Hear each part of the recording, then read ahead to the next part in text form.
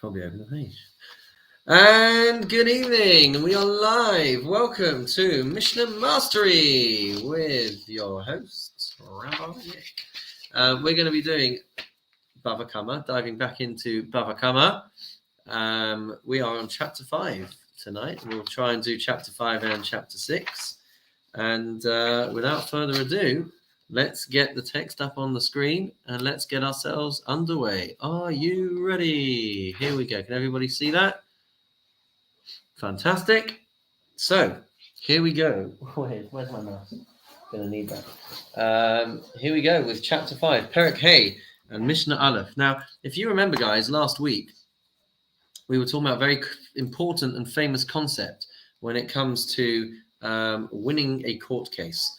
We talked about a concept called Hamotzi Mechaveiro Alav Haraya. If a claimant makes a particular claim in court and the defendant denies that claim, it is the responsibility of the claimant to prove that he is correct. That's a concept called Hamotzi Mechaveiro Alav Haraya. Now, we're about to see a position that disagrees with that in some way. And we're going to see a bit of a compromise from someone called Sumchus. So let's take a look and work through it together. All right, chapter 5, Mishnah 1. Says the Mishnah, Shor shenagach es hapara. You have a bull which attacks a female cow. Right, and basically the premise for this is that the female cow is going to be found afterwards to have given birth. So, Shor shenagach es hapara. The ox gores the female cow. V'nimtza ubara betzida. And then we find a fetus by the side of the mother animal, the cow. Ve'ein yadua im ad shelo negacha yalada. We're not sure if the mother gave birth to the calf before she was gored, or im mishenagacha yalada, or after she was gored. So now the animal's dead. But the question is, did this mother cow manage to give birth before she died or not? And this fetus is now dead as well. So there's going to be compensation due, but to what tune? That is the question. Right? In a case of uncertainty where the fetus was killed inside the mother or died inside the mother or outside the mother, so the halacha says, Mishalem chatzi nezek lapara uravia nezek lavlad. The person who owned this ox is going to pay half damages for the wounds inflicted on the cow, uravia nezek lavlad, and quarter damages for the damage caused to the offspring. Now, we're not sure if the goring has caused the death or whether it died before the goring. Now, if it was the rule of Hamotzi Mechavero Alav Haraya, that it was the responsibility of the claimant to who shoulder the burden of proof, then he must prove, the claimant must prove that the fetus was born after the animal was gored. And if it was killed after the animal was if it died after the animal was gored, then the defendant should take responsibility for the damages. According to Sumchus, right, because of this doubt, he says that you actually have to pay something. Right? According to the main principle that we're aware of, if you can't prove it, you don't have to pay. But Sumchus says you have to pay quarter for the damage caused to the baby, to the fetus. So there's only going to be a maximum of half damages being paid, and because of this doubt, so we're splitting that half, and so that's why it's a quarter. That's the opinion of Sumchus. V'chein para shenagacha es hashor. And similarly, in a case where a female cow was to gore an ox, v'nimtza valda betzida, and then the cow gives birth after she has inflicted the damage. Ve'ein yadua im ad shelo nagcha yalda, and we're not sure if she gave birth before she attacked this other animal or in Mishanakha Yalada, or if it happened after the pregnant cow attacked this shore. So the question here is, what is the value of the cow, right? Because they will be worth different values if they are pregnant or not. If the cow was pregnant at the time, then her value would include the value of the baby. But if she'd already given birth, then the value of the baby would be discounted. And so therefore, Mishalem Chatse Nezek Min Apara, you're going to pay half damages for on account of the cow, or Via Nezek Min Avlad, and a quarter damage on account of the offspring. But it's going to be impacted by whether or not she was pregnant or not, as to whether how that value gets calculated. Mishnah base. We're going to be looking over the next couple of Mishnayos at 3 cases where there's going to be a machlokes, a difference of opinion. So generally, if someone brings property into someone else's land, so we're going to see examples of someone carrying pots into someone else's property, and that stuff gets damaged, then the owner of the property is not going to be responsible for the damage caused to the items. But that's going to be dependent on whether permission was granted or not. So says the Mishnah, Hakadar sheichnis kedei rosav lechatzar balabayis. So a potter brought his pots into someone else's courtyard. Shelo bereshus, and he did this without permission. Now, it doesn't mean that he wasn't allowed to, but maybe it means the guy wasn't aware of it. So v'shibrason behemto shel balabayis, the animal belonging to the homeowner, belonging to the property owner, broke these pots. So the halacha says, patur, the homeowner, the balabais, is going to be exempt from having to pay damages because he'd never given permission for that stuff to be brought onto his property. Vimhuska bahem, and if someone got injured, or if the animal, gets injured by these broken pots, then balakaderos chayav, then the owner of the pots is going to have to pay damages. But if he was given permission to come onto the property with these things, then bal chatzer chayav, then the owner of the courtyard is going to be liable for the damages. Hichnis peirosaf, if the person brought in fruits, lechatzer balabayis shlobershus, he brought these fruits in without permission. V'achalasan behemto shebalabais, and the animal belonging to the homeowner ate these fruits up. So the halacha is patur.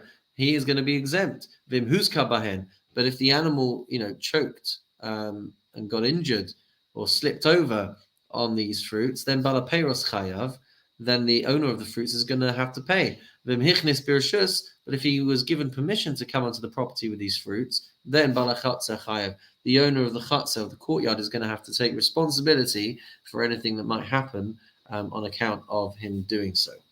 Mishnah Gimel, we're going to see a third case, which is as follows. Hichnis shoro lechatzer balabayis shelo bereshus. A person brings his ox into someone's courtyard without permission. And the homeowner's ox goes and gores the ox of the person who's come in. Or the dog goes and bites the ox, patur. The homeowner is going to be exempt from payment. Nagahu shorosh balabayis chayav. And if the person visiting, his ox goes and wounds and attacks the homeowner's ox, then the visitor is going to have to pay for the damage. Nafal laboro, if a person falls into a pit on this person's property, v'hivish meimav, and he ruins the water that was inside the pit, chayav, then this person is going to have to pay for the damage. Haya aviv or beno latocha, and if there was someone inside the pit when he fell into it, and as a result of that the person dies, then the Mishnah says mishalem es hakofer, then the person is going to have to pay the kofer payment, which we talked about in the last Mishnah. in the last share. But if he had permission, then the owner is going to be liable for all responsibility. Rabbi Omer, Rabbi says, in all of these instances, the homeowner is not going to be liable for any responsibility unless he explicitly accepts responsibility to safeguard the people and the property that come onto his premises. Mishnah Daled, we're going to be discussing the differences between a person causing damage and an animal causing damage. And we're going to be focusing on a case, a very sad case, where a pregnant woman dies, or her fetus, unfortunately, dies. So, shor shahaya miskaven lechavera. If you've got an ox that was intending to cause damage to another ox, right? It's charging at another ox, but that ox swerves out of the way. Vihika is isha, and instead it wounds and hits a pregnant woman. V'yatsu yiladeh, and as a result of that, she miscarries. So the halacha here says, Pater midmei vlados.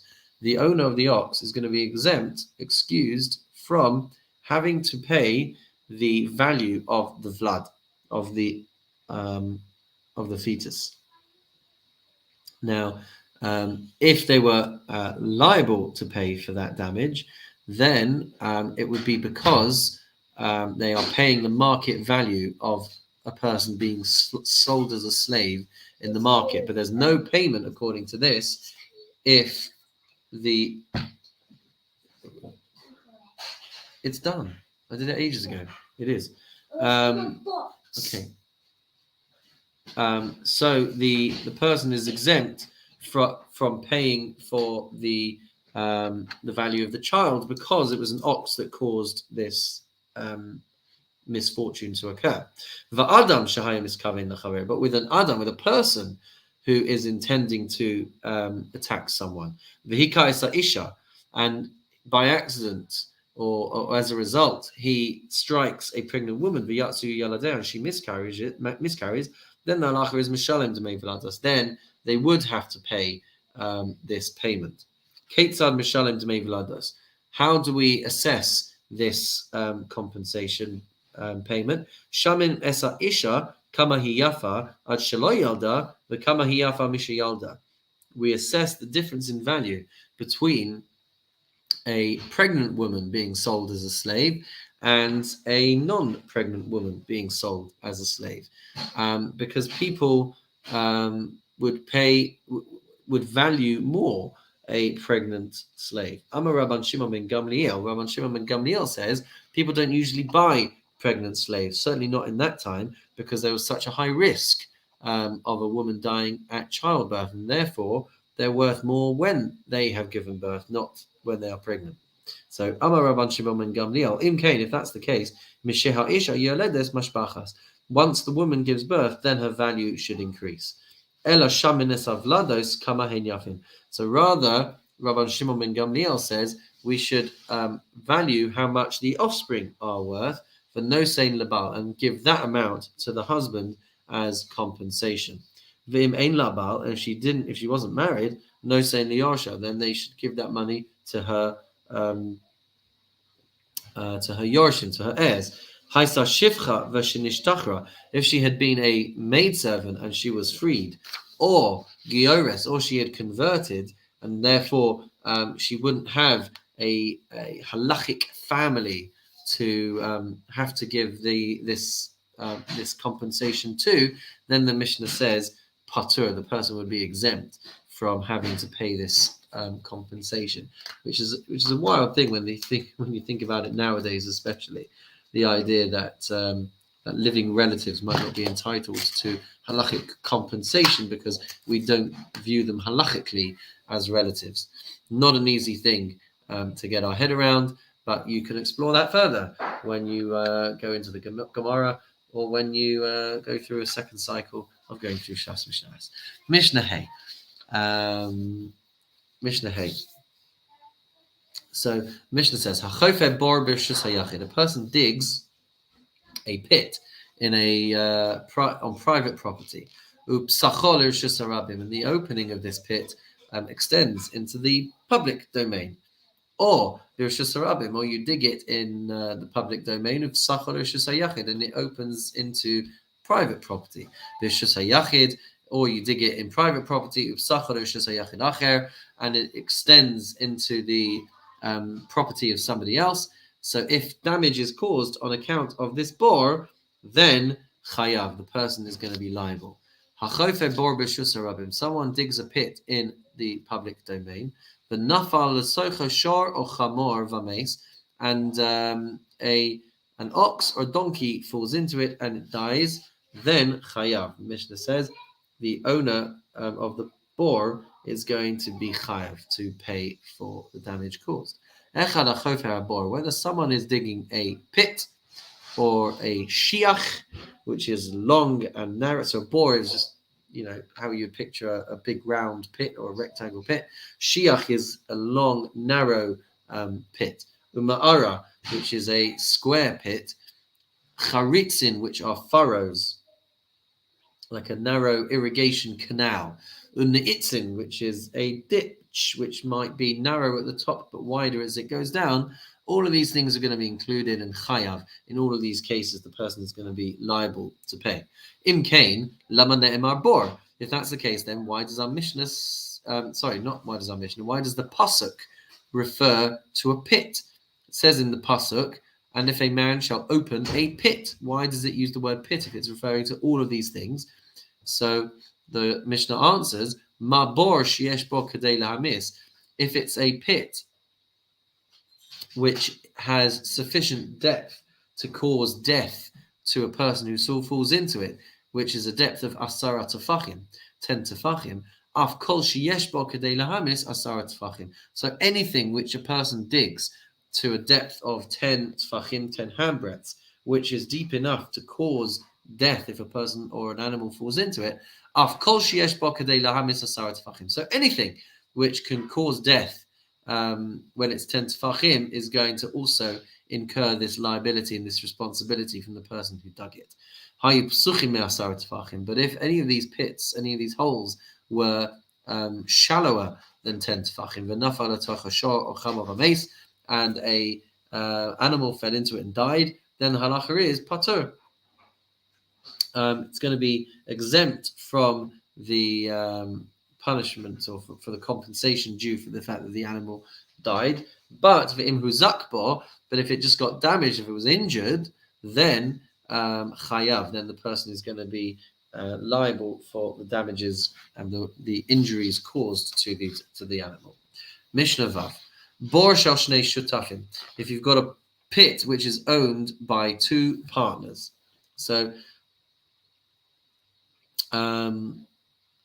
the fundamentally what we're going to see here is whichever one had the ability to cover it and as a result of their negligence did not, they are going to take responsibility.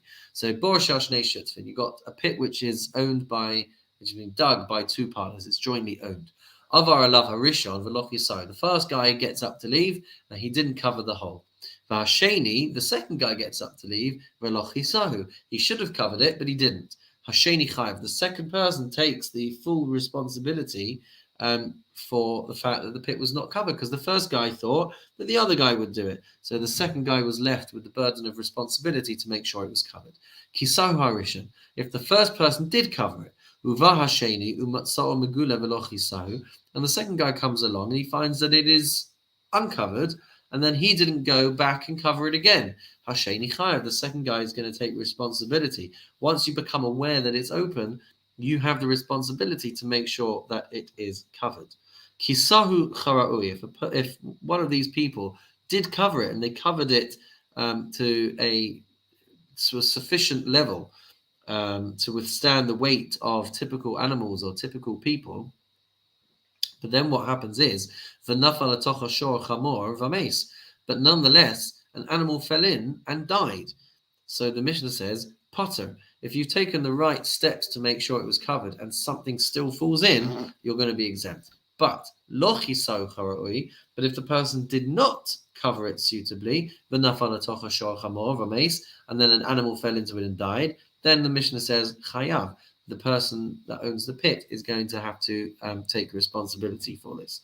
Nafal lefanav mikol hakriya. Let's say the person is digging the pit, and as a result of the noise, an animal falls forward into the pit. Says the Mishnah, chayav.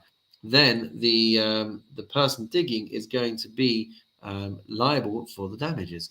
But la'acharav, if the animal fell backwards into the pit because of the mikol hakriya, because of the sound of the digging, then the Mishnah says patur. Then the owner is going to be exempt from having to pay for the damages because I think basically I can't think why exactly. What's the logic there? That if it falls in forwards, the guy's going to have to pay.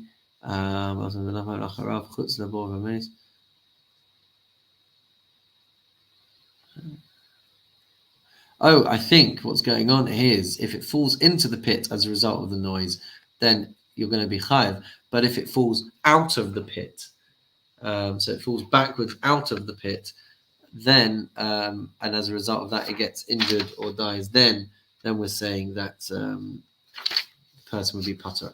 Nafal atoch hashor, if an animal fell into the pit, v'chelav v'nishtabru, and pots or vessels fell into the pit with it, and those got broken. Chamor v'chelav v'niskaru, or a donkey fell in, and the clothing that it was carrying got torn. Chayav ala behema upatur ala kedim. Person is going to be responsible for the animal, but exempt from covering the cost of the vessels that were being carried. Nafal atocha shor cheresh shota v'katan. If the animal that fell in was impaired in some way, it was a mute, or it was deaf, or it had learning difficulties, or it was, cheresh is deaf, shota is some kind of learning difficulties that this shor had. V'katan, it was a small animal, then chayav, the person is going to be responsible. Ben or bat, if it was a boy or a girl, eved or ama, or it was a male servant or female servant that fell into the pit, then the Mishnah says patur. Then the digger is going to be patur from compensation, and the reason for that is because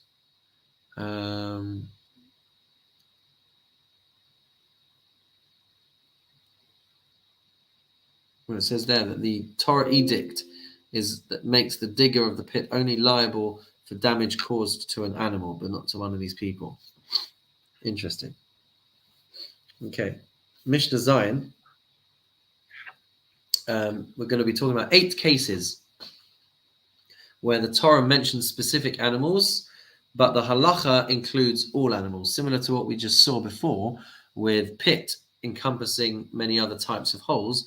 We're going to see here that that specific animals will get mentioned, but it refers to other things as well. So the Mishnah says, Mishnah Zayin, last Mishnah of Perek Hey, Echad shor ve'echad kol behema lenefila sabor. Whether it's an ox or whether it's any animal that falls into a pit, they are going to all be under the same laws of damages if damage is caused. So even though the Torah says shor or chamor, an ox or a donkey, it means everything. Ulahafrashas har Sinai, and with regards to keeping animals away from Mount Sinai, it referred to all animals. Similarly, ulatashlume kefel. If a person steals something, you have to pay back the value of the item you stole plus twice that amount. So even though the Torah might, even though the pasuk might have been specific about what it was referring to, it actually refers to everything. Returning a lost item, again, where it might have been specific in its reference in the pasuk, it's going to refer to all items. Lifrika, with regards to relieving the burden. So the Torah refers to a donkey that's carrying a burden, but really it's any animal that is subject to this halacha. And the same with lachasima, the same with the prohibition of muzzling an animal while it's threshing. The Torah says shore, but it's going to refer to any animal. Lakilayim. And similarly, the halacha of mixing different types of animals with each other. So the Torah talks about an ox and a donkey, but it's going to apply to everything. Well, a Shabbos, and the same with the prohibition of working on Shabbos, where it refers to particular types of animals, it's going to apply to everything. All undomesticated animals and all birds are going to be subject to the same halachas as domesticated animals. So the Mishnah asked, if so, why does the pasuk talk about specifically ox and donkey? And the Mishnah says, the verse was just talking about common scenarios, the usual animals that would be involved in these kinds of things. And with that, we say Mazel Tov, everybody, on completing chapter 5 of Maseches Bava Kamma. And we will dive straight in then, if we are able to, with chapter 6. Here we go. So we're moving on now to talk about the area of damages known as shein, damages caused by things eating, and regel, damages caused by things walking. So the Mishnah says, Hakones son ladir, someone who brings their sheep into a deer, into a pen. V'na'al b'fanei kara'ui, and they lock the pen in a normal way. V'yatza v'ezika, and the sheep get out and they cause damage by walking around. Pater, the owner is going to be exempt. Lo na'al b'fanei kara'ui, but if he didn't sufficiently lock the pen, v'yatza v'ezika chayav, and the sheep get out and cause damage, then the owner is going to be obligated, liable. Nifratza balayla, if they break out in the middle of the night, or shepratsuha listim, or robbers come and break them out, v'yatza v'ezika, and they get out and they cause damage, the Mishnah says, patur. Hotziyuha listim, if there were robbers, burglars that broke these sheep out, then listim chayavim. Should you catch those robbers, those burglars, then they are going to have to pay for the damage caused. Mishnah base. Hinicha b'chama. If you left an animal out in the sun, so you're going to make the animal go crazy by leaving it in the heat, and it's going to try and break its way out. So hinicha b'chama, you leave it out in the sun, in the heat, or shmasar lecheres shota v'katan, or you hand over the animal to a cheresh, someone who is deaf and mute, a shota, someone with learning difficulties, v'katan, and someone who is a minor. So v'yatza v'ezika, and as a result of leaving it one of these people, the animal breaks loose and causes damage. Chayav. The Mishnah says you're going to be chayav. Masora l'ro'eh. If you hand over the animal to a shepherd, nichnas ro'eh tachtav. If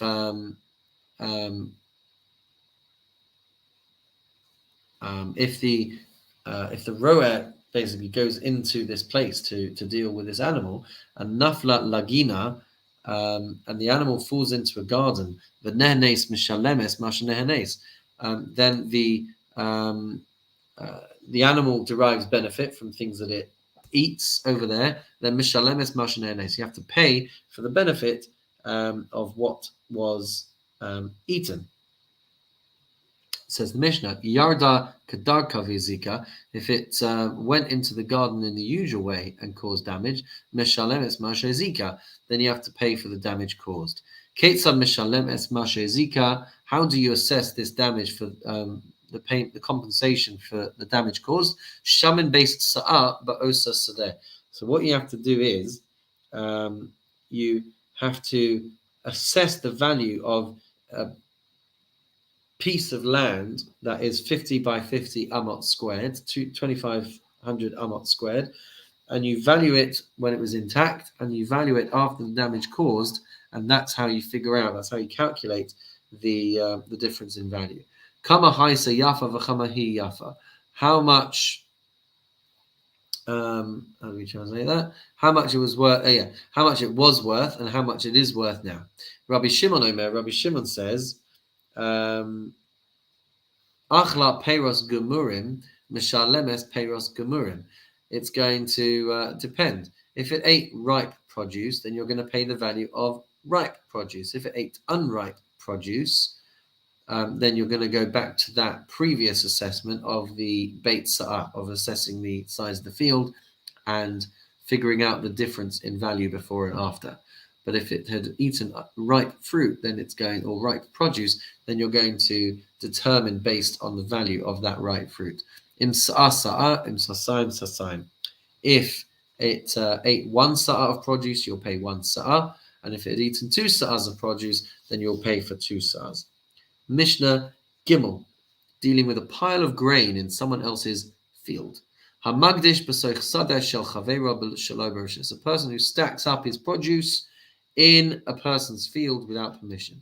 Va'achalasan behemto shel balasadeh, and the owner of the field, the animal comes along and eats up all of this produce. Putter, the owner is going to be exempt. Then who's kabahen balagadish chayav, and if this gadish, if this heap, pile of produce causes damage, then the owner of the heap is going to have to pay.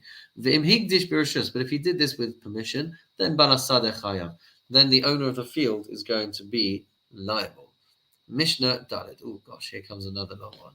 So we're going to be talking about fire from here till the end of the chapter. So hashaleach esa be'era, a person who sends fire, places a burning object, biad cheresh, in the hands of a deaf mute, shoteh, someone with learning difficulties, of a katan, a minor, pater b'dinei adam. The person is going to be exempt for damage caused by the fire, but v'chayav b'dinei shamayim. But according to the laws of heaven, from Hashem's perspective, he should really be taking responsibility. Shalach biyad pikeach, if you send the fire in the hands of a halachically competent person, then that person will be taking responsibility for any damage caused. Echad hevi esa'or, whether it's a person who brought the fire. Sorry, let's try that one again. Echad hevi esa'or, one person is bringing the fire. And someone else is carrying the wood, and the wood causes the fire to spread. The person who was bringing the wood, they're going to take responsibility for the damage.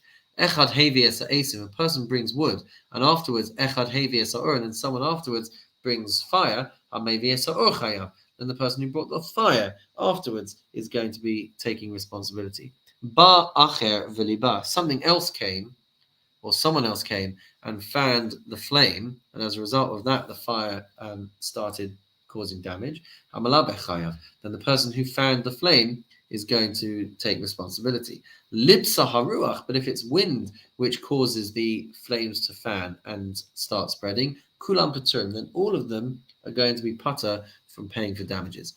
Hasholeach es habe'era va'achla eitzim, person who allows fire to spread, and as a result of that, it burns up wood, or avanim, stones, or afar, dirt, chayav, that person is going to be responsible. Shnei Maris, it says in the pasuk in Shemos chapter 22, verse 5, ki teitze eish, when fire breaks out, umatza kotsim, catches thorns, the ne'echal gadish, or consumes a stack of grain, or hakama, or standing grain, or sadeh, or the field, shalem yishalem hamavir esa be'era, that person is surely going to have to pay for the compensation. Avrad gader shehu gavoa arba amos. If the fire manages to cross a fence that is 4 amos high, which a 4 amot high wall is a pretty respectable wall to put in place.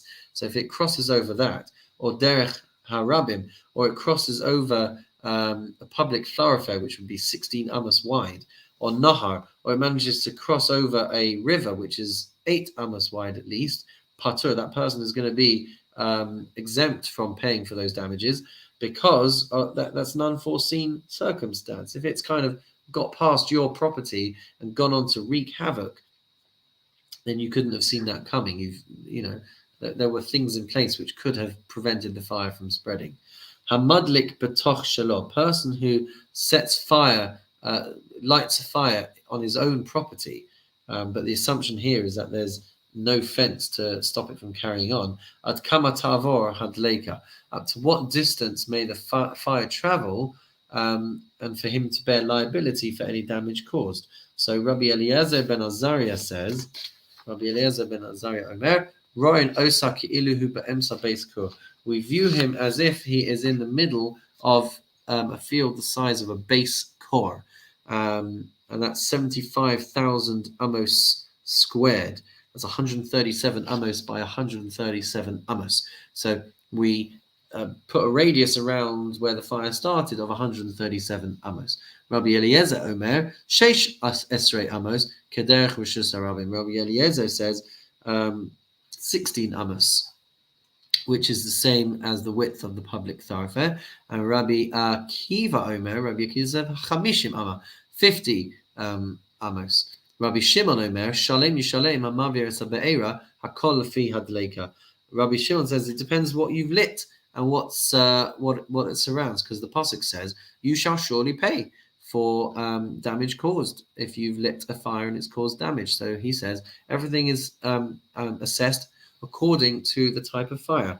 Depends what you've lit, depends the likelihood on it spreading and the kind of damage that it could cause. So it's a very fluid amount that could end up being paid. Mishnah, hey, hamadlik es hagadish. A person sets fire to a stack of grain. And there were vessels, there were things hidden inside the stack which also caught fire.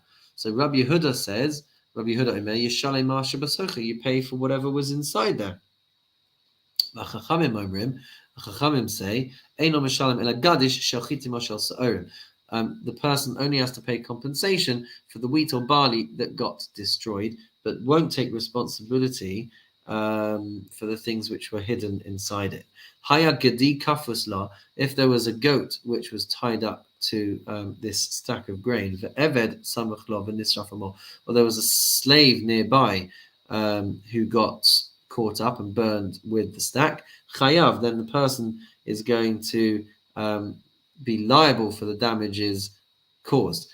Eved kafutlo, if the eved was tied up, ugadi samachlov and nisrafamo, and a goat was next to it and got burnt up, then the Mishnah says putter.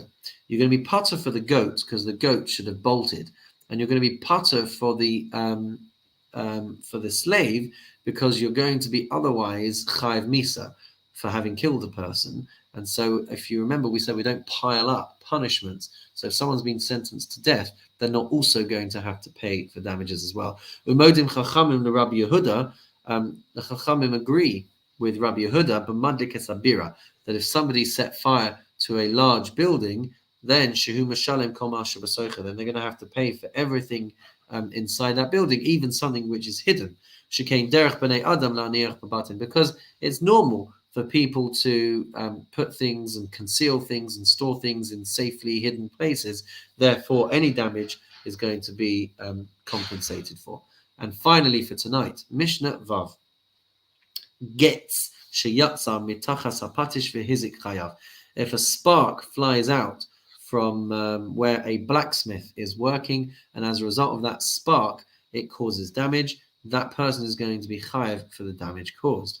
Gamal shahayaton pishtan. If a camel was carrying a load of flax, va'avar b'rshus harabim, and walked through the public domain, v'nichnas pishtano letoch hachanut, and the camel walks into a shop with the flax loaded on its back, v'dalku b'nei roshel chenvani, and the flax catches fire from the candle belonging to the shopkeeper, for hidlik esabira, and then that fire goes on to spread to set fire to the building. So Bal Hagamal Chayav, the owner of the camel, is going to be liable and responsible for all of this. Hiniach chenveni neiromi bachutz. If a shopkeeper placed his candle outside, and that's where the camel, the thing that the stuff that the camel was, the merchandise that the camel was carrying catches fire, then achem v'nichayev, the shopkeeper is going to be liable.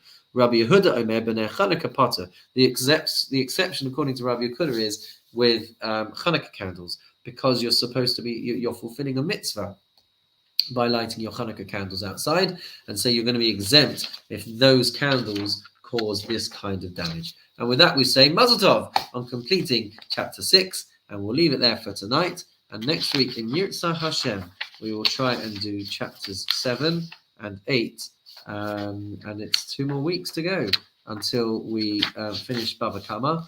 And while I think of it, I'm not going to be around next Tuesday night to teach because I'm away at a conference, so we'll continue in 2 weeks' time. With that, ladies and gentlemen, we will say Mazel Tov on completing chapter Vav, and we will say that's all we've got time for this evening. But we'll see you next time on Mishnah Mastery.